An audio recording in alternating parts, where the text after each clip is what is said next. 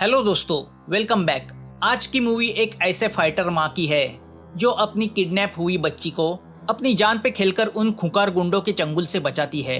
Movie का नाम है फ्यूरी, जो 2019 में रिलीज हुई एक वियतनामी मूवी है। तो चलो इसका एक्सप्लेनेशन देखते हैं। पोला वियतनाम के एक छोटे से गांव में कर्जा वसूली का काम करती है। वक्त पड़ा तो पैसा वसूलने के लिए वो मारपीट भी करती है, जिसके लिए उसे लोगों की नफरत का सामना करना पड़ता है। ऊपर से रिकवरी कम हुई तो उसे उसकी मालकिन के ताने भी सुनने पड़ते हैं और अपमान भी सहन करना पड़ता है। मगर पोला अपनी बच्ची की खातिर वह सब सह लेती है। पोला की 9 साल की लड़की मायरा को भी अपने माँ के इस प्रोफेशन की वजह से स्कूल के बाकी बच्चों से नफरत झेलनी पड़ती है, जिसकी वजह से वो बच्चे उसे आए दिन टॉर्चर करते हैं। इस बात को लेके मायरा भी अपनी माँ पे नाराज है, मगर पोला के लिए यही कमाई का जरिया है। उसके पास कोई और रास्ता नहीं है, क्योंकि उसका पास्ट कुछ बुरा रह चुका है और वह शहर से भागकर यहाँ आई है। दोनों नदी पे बने एक छोटे से घर में रहते हैं। मायरा चाहती है कि उसकी माँ यह बुरा काम छोड़ के कुछ ढंग का काम करे, जैसे मछली का फार्म चलाए। उसने उसका प्लान भी बनाया है। पोला को मायरा के इन सपनों का पता है, मगर फिश फार्मिंग के लिए पैसों की जरूरत होती है। वो कहाँ से लाए? बाहर किए गए मारपीट की वजह से उन लोगों के सगे संबंधी कई बार पोला के घर आके तमाशा भी करते हैं, जिससे छोटी मायरा डर जाती है। पोला उसे समझाती है, डर के जिंदगी में कुछ नहीं मिलता, डर का सामना करो, बहादुर बनो। खाने के टेबल पे पोला को मायरा से पता चलता है कि स्कूल के बच्चे उसे नाजायज औलाद कह के चिढ़ाते हैं, क्योंकि मायरा के पिता का कोई अता पता नहीं है। तो मायरा स्कूल नहीं जाना चाहती, फिश फार्मिंग में अपनी माँ का हाथ बटाना चाहती है। मायरा की जिद देख के पोला भी फैसला करती है कि वह फिश फार्मिंग करेगी। तो वह मायरा के लिए रखी हुई सोने की बालियां गिरवी रखने का फैसला करती है, जो उसे उसके गुरु समान डैडी ने दिए थे। पोला के डैडी, जिसने उसे मार्शल आर्ट्स की ट्रेनिंग दी है, उसे एक फाइटर बनाया है। मगर उस ट्रेनिंग का उपयोग पोला ने सिर्फ गुंडागर्दी के लिए किया है। किसी जमाने में वह नाइट पब संभालती थी और वक्त आने पर हाथापाई पे भी उतर आती थी। मगर जब उसे पता चला कि वह प्रेग्नेंट है, तो उसने अपना वह बुरा अतीत छोड़ के शहर से दूर रहना पसंद किया, सिर्फ अपनी बच्ची की खातिर। अब उस वाकयात को 10 साल गुजर चुके हैं। तो दूसरे दिन पोला अपनी सोने की बालियां गिरवी रखने मायरा के साथ टाउन मार्केट आती है। मगर फिश फार्मिंग के लिए जितने पैसे की जरूरत होती है, उतने उसे बालियां गिरवी रखने से नहीं मिल रहे। तो वह बालियां गिरवी रखने का अपना प्लान कैंसिल करती है। यहाँ उसकी बातचीत चल रही होती है कि तभी कुछ औरतें मायरा पे चोरी का इल्जाम लगाती है, क्योंकि रास्ते पे पड़ा हुआ वॉलेट मायरा ने उठाया था, जो किसी लेडी का है। आसपास लोग जमा हो जाते हैं। वो सब चाहते हैं कि मायरा की तलाशी ली जाए, शायद और किसी के वॉलेट उसके पास से निकले। तो न चाहते हुए भी पोला जब मायरा की तलाशी लेने जाती है, तो मायरा उस पे नाराज होती है कि उसकी अपनी माँ को उस पे विश्वास नहीं। तो वह गुस्से से वहाँ से चली जाती है। तभी वहाँ पे उस लेडी का पति आके उससे कहता है कि वो वॉलेट नशे में उसके जेब से गिरा था। वह बच्ची तो वापस करना चाहती थी। अब मायरा को पछतावा होता है कि उसने अपनी बच्ची पे शक किया। यहाँ मायरा गुस्सा होकर नदी किनारे बैठी होती है कि कुछ लोग बोट से आके उसे उठा लेते हैं। यहाँ पोला मायरा को मार्केट में ढूंढ रही होती है कि उसे दिखता है कि कुछ गुंडे उसकी मायरा को जबरदस्ती से ले जा रहे हैं। अब जब वह उसे बचाने भागती है, तो गुंडे उस पर हमला करते हैं। पोला उनसे फाइट शुरू करती है। पोला मायरा को बचाने बोट की तरफ भागती है, मगर वह गुंडे मायरा को लेके जाते हैं। तो अब पोला स्कूटर से उनका पीछा करने लगती है, मगर रास्ते में एक गुंडा उसे रोकने की कोशिश करता है। जब तक के पोला उससे फाइट करती, बाकी गुंडे मायरा को एक मिनी बस में डाल के साइगॉन शहर की तरफ ले जाते हैं। पोला पीछे से आते एक ट्रक ड्राइवर को रिक्वेस्ट करके उनके ट्रक में बैठ के साइगॉन आती है। अपनी बेटी की चिंता उसे सताने लगती है। इतने बड़े शहर में मायरा को कहाँ ढूंढे? अब उसके सामने एक ही रास्ता होता है, उसका भाई होंग। तो वह उसका पता जानने के लिए अपने पुराने नाइट क्लब आती है। मगर उसकी पुरानी पार्टनर से उसे पता चलता है कि उसके भाई को पोला की गुंडागर्दी की वजह से जेल हुई थी। पोला की वो पार्टनर उसे हेल्प करने से मना करती है। वो उससे कहती है कि आजकल साइगॉन में काले धंधे तान्या नाम की एक लेडी चलाती है, जिसकी ऊपर तक पहुंच है। उससे दुश्मनी मोल लेना यानी अपनी मौत को दावत देने जैसा है। तो अब पोला वहाँ के पुलिस स्टेशन जाती है। वहाँ के रिपोर्ट लिख रहे पुलिस से बातें करते वक्त उसे पता चलता है कि अगर वो पुलिस के भरोसे रही तो उसे उसकी लड़की कभी नहीं मिलेगी, क्योंकि वहाँ बोर्ड पे लगाए छोटे बच्चों के फोटो देख के वो समझ जाती है कि आए दिन इतने बच्चे लापता होने के बाद भी पुलिस उन्हें ढूंढने में नाकामयाब रह चुकी है। उसे यह भी पता चलता है कि शहर पे तान्या की गैंग का कब्जा है और बच्चों को अगवा करने में उसकी गैंग का हाथ है। वो गैंग बच्चों को अगवा करके उनके ऑर्गन्स निकाल के बाहर के देशों में बेचती है। वह देख के तो पोला को रोना आता है कि अब उसकी बच्ची की हालत भी वैसी ही होगी। तभी पोला को वहाँ पड़ी एक फाइल से कुछ सस्पेक्ट के पेपर्स मिलते हैं जो बच्चों के किडनैपिंग में इन्वॉल्व रह चुके हैं। तान्या वो पेपर्स चुरा के पुलिस स्टेशन से बाहर निकलती है। तभी हमारे सामने उस पुलिस स्टेशन का इंचार्ज कैप्टन विक्टर आता है जो बच्चों की किडनैपिंग की केसेस हैंडल कर रहा है। जब उसे उसके असिस्टेंट से पता चलता है कि एक औरत अपनी बच्ची के लापता होने की रिपोर्ट लिखवाने आई है तो उसे मिलने वह अपनी केबिन में आता है, मगर पोला जा चुकी है। उसे ये भी पता चलता है कि उसके पेपर्स भी गायब है। यहाँ पोला उस पेपर्स में दिए गए एड्रेस को ढूंढते हुए एंडी नाम के एक आदमी के घर आती है। एंडी उसे कोई भी इंफॉर्मेशन देने से इनकार करता है तो दोनों के बीच हाथापाई शुरू होती है। काफी हाथापाई के बाद पोला एंडी पे ओवर पावर होके उसे घायल करती है। अब जब जुनून में पोला उसे मारने जाती है कि तभी एंडी की माँ बीच में आती है। माँ को देख के पोला एंडी को छोड़ देती है। एंडी भी जान जाता है कि एक माँ अपनी बच्ची की तलाश में डेस्परेट हो गई है। अब एंडी पोला को बताता है कि अगवा किए गए बच्चे पहले तान्या के अड्डे पे लाए जाते हैं, फिर उन्हें ट्रेन के जरिए बीनवी ट्रू सिटी भेजा जाता है। वहाँ उन्हें ट्रक में डाल के डानांग पोर्ट लाया जाता है, मगर वहाँ ले जाते वक्त रास्ते में उन बच्चों का ट्रक में ही ऑपरेशन करके उनके अंग यानी ऑर्गन्स निकाले जाते हैं। तो एक बार अगर मायरा ट्रक तक पहुँच चुकी तो उसे बचाना इम्पॉसिबल हो जाएगा, तो उसके पास वक्त बहुत कम है। अब पोला तान्या के अड्डे की तरफ निकल पड़ती है। तो यहाँ विक्टर एंडी के घर पहुँचता है। उसे एंडी से पता चलता है कि पोला अपनी बच्ची को ढूंढने जुनून में तान्या से मुकाबला करने निकली है। यहाँ पोला उस घनी बस्ती में बसे तान्या के अड्डे पे पहुंच जाती है और अपने फाइटिंग स्किल से एक गुंडे को मारते हुए एक रूम में पहुंच जाती है जहां उसे मायरा की चप्पल दिखाई पड़ती है और आसपास इंजेक्शन और खून पड़ा होता है। वह देख के पोला इमोशनल होती है कि उसकी मायरा के साथ क्या हुआ होगा। अब वह उस रूम तक पहुंच जाती है जहां तान्या होती है। उनकी बातों से उसे पता चलता है कि आज रात की ट्रेन से बच्चों को बीनवी ट्रू भेजा जाएगा। तो अब पोला गुंडों को मारते हुए उस रूम के अंदर आती है। उसे वहाँ केज में बाकी बच्चों के साथ रखी मायरा नजर आती है।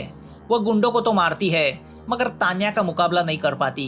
तान्या भी एक स्किल फाइटर है तो तान्या पोला को मार के बेहोश करती है, मगर बेहोशी में भी पोला तान्या की फोन पे की हुई बातें सुनती है जिसमें उसे उस ट्रेन का नंबर पता चलता है जिसमें से उन बच्चों को बीनवी ट्रू भेजा जाने वाला है। अब गुंडे पोला को चेन से बांधकर तालाब में फेंक देते हैं। बेचारी पोला अपने आप को नहीं छुड़ा पाती तो वो बेहोश होती है। उसकी आंखों के सामने उसकी छोटी मायरा आती है, मगर जब वह आंखें खोलती है तो वह एक हॉस्पिटल में होती है। उसे विक्टर ने बचाया होता है। उस हालत में भी पोला की नजर घड़ी पे होती है। उसे मायरा को बचाने की आस लगी है। अब विक्टर और पोला की एक दूसरे से पहचान होती है तो पता चलता है कि 10 साल पहले पोला अपनी प्रेगनेंसी की खबर लगते ही बुरे धंधे छोड़ देना चाहती थी, मगर जब उसे रोका गया तो उसमें फाइट हुई और उस नाइट क्लब को आग लग गई। और जब पोला वहां से भागी थी उस वक्त उसे जेल से बचाने के लिए विक्टर ने ही मदद की थी। पोला जल्द से जल्द मायरा तक पहुंचना चाहती है, मगर विक्टर का कहना है कि यह पुलिस का काम है तो वह उन पे ही छोड़ देना चाहिए। और चूंकि पोला पहले एक गैंगस्टर रह चुकी है तो वह अथॉरिटीज के लिए मुसीबतें ही खड़ी कर देगी। पोला विक्टर को समझाने की कोशिश करती है कि वक्त हाथ से निकलता जा रहा है। तान्या बहुत सारे मासूम बच्चों के अंगों को निकाल के बेचने जा रही है, उसे रोकना होगा, मगर विक्टर उसकी बात नहीं मानता। पास ही खड़ी नर्स उनकी बातें सुन रही होती है तो अब वह इमोशन में आके पोला की मदद करने को तैयार होती है। वो पोला को आइडिया देती है कि उसे हॉस्टेज बना के पोला हॉस्पिटल के बाहर निकल सकती है। पोला बिल्कुल वैसा ही करती है। वो नर्स पोला को उसके भाई होंग के यहाँ छोड़ देती है। होंग पहले से पोला पे नाराज है कि वो उनकी फैमिली के खिलाफ जाके घर छोड़ के एक आवारा लड़के के साथ चली गई थी। वो उसके माँ बाप के मरने के बाद भी उनके फ्यूनरल पे नहीं आई थी। उल्टा उसने बाहर गुंडागर्दी शुरू की। अब जरूरत पड़ी तो वह मदद मांगने आ गई है। होंग उससे कहता है कि इतना सब कुछ तुमने अकेले किया है तो अब अपनी बच्ची को भी खुद ही बचा लेना। उसका कहना है मायरा की किडनैपिंग भी पोला के पिछले काले कारनामों की वजह से हुई है। पोला होंग से कहती है कि वो बुरी बेटी, बुरी बहन, बुरी पत्नी जरूर हो सकती है मगर बुरी माँ नहीं है। वो किसी भी हालत में अपनी बच्ची को बचाएगी, भले उसमें उसकी जान क्यों न चली जाए। अब पोला बेबस होकर रोने लगती है तो उसे दिलासा देने विक्टर आता है। वो उससे कहता है कि अगर वो दोनों साथ मिलके काम करे तो बच्चों को भी बचा सकते हैं और गैंग को भी रंगे हाथों पकड़ सकते हैं। विक्टर पोला से कहता है कि ट्रेन साइगॉन से निकल चुकी है, अगर वो बाय रोड जाएंगे तो 45 मिनट में वो ट्रेन को अगले स्टेशन में पकड़ सकते हैं। मगर ट्रेन का नंबर सिर्फ पोला जानती है। तो अब दोनों सोंगथाम स्टेशन पहुंचते हैं। पोला वहां आने वाली हर ट्रेन का नंबर देखने लगती है, मगर उसे वह ट्रेन नहीं मिलती। मगर जब वह कंटेनर ट्रेन के यहाँ जाते हैं तो उन्हें वह ट्रेन दिखाई देती है, जिसका नंबर वही होता है जो तान्या ने फोन पे बोला था। विक्टर पोला को ट्रेन में चढ़ने से रोकता है। वो उससे कहता है कि जब तक पुलिस फोर्स ना आए वो रुक जाए, मगर पोला अपनी लड़की को रिस्क में नहीं डालना चाहती। तो जैसे ही ट्रेन शुरू होती है वो उसमें चढ़ जाती है। ट्रेन में सब जगह गुंडे भरे होते हैं। वो पोला को देख के उस पे हमला करते हैं, तो पोला भी डट के उनसे मुकाबला करती है। गुंडे काफी होते हैं तो उसकी मदद करने अब विक्टर आता है। पोला एक एक गुंडे को मारते हुए आगे बढ़ने लगती है। वो कफलिंग से चलते हुए कंटेनर कंपार्टमेंट के ऊपर चढ़ती है। अंदर बैठे गुंडे जान जाते हैं कि डिब्बे के ऊपर कोई है। तो जब एक गुंडा ऊपर आता है तो पोला चलती ट्रेन में उससे फाइट करने लगती है और बड़ी खूबी से कंपार्टमेंट के अंदर जंप करती है। अंदर पोला का पुराना दुश्मन भी होता है। अब पोला उनसे फाइट करती है। उन्हें पीटने के बाद वह उस डिब्बे से अगले डिब्बे की तरफ बढ़ती है, जहां अंदर बच्चों के साथ तान्या भी होती है। तान्या अपने आदमियों को वॉकी टॉकी से ऑर्डर देती है कि वो लीवर दबा के उनके डिब्बे को ट्रेन से अलग करने के लिए तैयार रहे। अब पोला उस कंपार्टमेंट में एंटर करती है जहां तान्या भी होती है। तान्या पोला से कहती है कि तुम बदकिस्मती से गलत जगह आई हो। तान्या पोला को फाइट के लिए चैलेंज करती है। अब दोनों में फाइट शुरू होती है। तान्या एक कसी हुई फाइटर है, तो वो लोला की बहुत पिटाई करती है।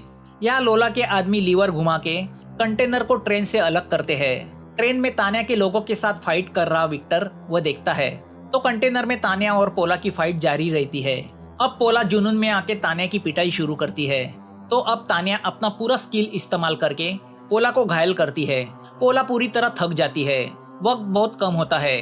बच्चों की डिलीवरी लेने वाले गुंडे ट्रक के साथ कंटेनर ट्रेन का इंतजार कर रहे होते हैं। तभी पोला को उसके गुरु यानी डैडी की बातें याद आती है। जिंदगी में आने वाली मुसीबतों का सामना तुम्हें खुद करना है। जो अपने दर्द और डर पे विजय पाते हैं वही जिंदगी में विजयी होते हैं, उन्हें ही रिवॉर्ड मिलता है। तो अब पोला हिम्मत जुटा के खड़ी होती है। वह तान्या से कहती है कि हो सकता है मैं गलत जगह आई हूँ, मगर तुमने बदकिस्मती से गलत लड़की को उठा लिया है और गलत औरत से पंगा लिया है। मैं हार मानने वाले में से हूँ नहीं। अब पोला तान्या पे टूट पड़ती है तो तान्या चाकू निकालती है, मगर पोला बिना डरे उसे भीड़ जाती है और उसी के चाकू से उस पर वार करके तान्या को घायल करती है। फिर एक जबरदस्त किक मार के वह तान्या को मार डालती है। यहाँ गोडाउन में वो गुंडे गन लेके बच्चों का इंतजार कर रहे होते हैं। पोला मायरा के साथ बाकी बच्चों को भी छुड़ा लेती है। मायरा पोला से कहती है कि अब तो तुम्हें विश्वास हुआ ना कि मैंने वो वॉलेट नहीं चुराया था। पोला रोते हुए उससे हाँ कहती है। अब पोला को मुकाबला उन गुंडों से करना होता है जो बच्चों की डिलीवरी लेने आए हैं। यहाँ विक्टर भी फोन करके पुलिस फोर्स मंगवाता है। अब वह सब गोडाउन की तरफ भागते हैं। यहाँ कंटेनर वाला वह कंपार्टमेंट गोडाउन पहुंच जाता है। पोला मायरा को सोने की बालियां देते हुए कहती है कि तुमने हिम्मत से इस हालात का जो सामना किया है उसका ये रिवॉर्ड है। अब वो गुंडों का मुकाबला करने मुड़ती है। इसके पहले कि वो गुंडे कुछ समझे वो उन पर टूट पड़ती है और उन्हीं के गन से उन्हें मार गिराती है। मगर तभी एक गुंडा उस पर गोली चलाता है। अब जब वो पोला को गन से मारने जाता है कि तभी पीछे से विक्टर गोली चला के उस गुंडे को मार गिराता है। अपनी माँ को घायल देख के मायरा रोते हुए उसके पास आती है। उसे लगता है उसकी माँ उसे छोड़ के चली गई। पोला को हॉस्पिटल भेजा जाता है। टीवी चैनल पे न्यूज आती है कि एक बहादुर औरत ने अपनी जान पे खेल के 20 बच्चों को बचाया और बच्चों की ऑर्गन ट्रैफिकिंग करने वाली गैंग का पर्दाफाश किया। विक्टर भी न्यूज वालों से कहता है कि पोला की मदद के बगैर यह ऑपरेशन कामयाब नहीं होता। वह न्यूज देख के अब मायरा के दोस्त भी उससे रिस्पेक्ट से पेश आते हैं। तो पोला का भाई होंग भी अपने शिकवे भुला के पोला के पास आता है। मायरा पोला से कहती है कि वह भी उसकी तरह बहादुर बनना चाहती है, तो क्या वह उसे फाइट करना सिखाएगी। वह भी अपनी मम्मी की तरह फाइटर बन के छोटे बच्चों को गुंडों से छुड़ाएगी। पोला उससे कहती है कि अगर तुम असली फाइटर बनना चाहती हो तो सिर्फ फाइट नहीं बल्कि अपने दर्द को सहन करने की शक्ति अपने शरीर में पैदा करो और कभी भी किसी भी हालत में हार को स्वीकार मत करो। मूवी यहाँ खत्म होती है। कहानी छोटी सी है मगर एक माँ की नॉनस्टॉप एक्शन की वजह से यह कहीं पे भी बोर नहीं करती। दोस्तों, मूवी अच्छी लगी हो तो प्लीज लाइक और सब्सक्राइब जरूर करना। फिर मिलेंगे नई मूवी के साथ। Thanks for watching.